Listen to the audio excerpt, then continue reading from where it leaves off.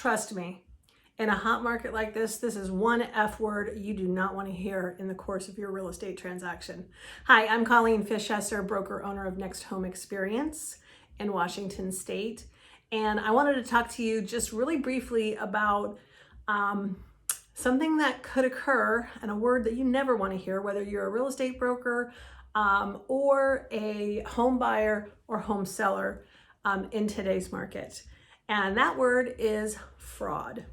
When we think about fraud, most of us think about something that's nefarious, intentional, out to do the other party harm. I mean, I'm not an attorney and I don't know what the legal definition is of fraud. I just know how, if you're not careful, you can get yourself into some hot water, again, especially in a hot market like this. What happens when you make an offer to a seller? You are saying, I will buy your home under these terms. And typically those terms are saying, I will buy your home subject to, AKA a contingency, subject to me getting a loan, maybe an 80% loan. So I'm going to put 20%, excuse me, of the down payment down towards that loan. You're also saying that you've got the earnest money that you're going to put down to hold the property. And you are also saying that you've got the money to cover your closing costs to get that loan. A lot of people don't want to make a lot of contingencies because they are something when you're up against multiple offers, the seller may say, hey, I'm going to go with the one that has no contingencies. That's another video, but what I want to talk to you about here is under that very vanilla scenario of 20% down payment, and I'm going to pay my own closing costs, and I'm going to put up $10,000 earnest money.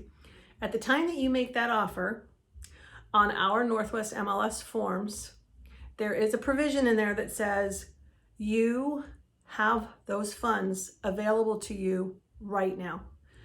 Now you've said I don't have 80% because you're going to get a loan, but you're saying I've got the 20% down payment, I've got enough to cover my closing costs, and I have enough to cover the earnest money.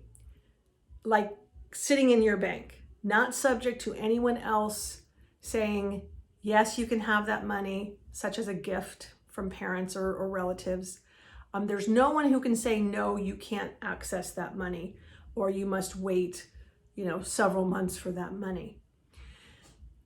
In a market like this where buyers don't want to have contingencies, it might be tempting if you have a house to sell to say, I know my house is going to sell very, very quickly, so I'm just going to go ahead and make my offer, knowing that my house is going to sell. I'll push the closing date out on the new purchase. I'll go ahead and put my home on the market, and then it'll sell, it'll close. Okay, in theory, it works. However, that's not what you signed. You signed a contract with the seller that said you have the funds to close that sale, not subject to anything else happening. What happens if your scenario plays out and you put your house on the market, you get an offer, and then a week before you're supposed to close on that house and your new purchase, the buyer's financing fails, or heaven forbid, the buyer dies? Now you can't perform. That's when people get mad. That's when people start digging through contracts, and that F word could come up, whether you intended for it to or not.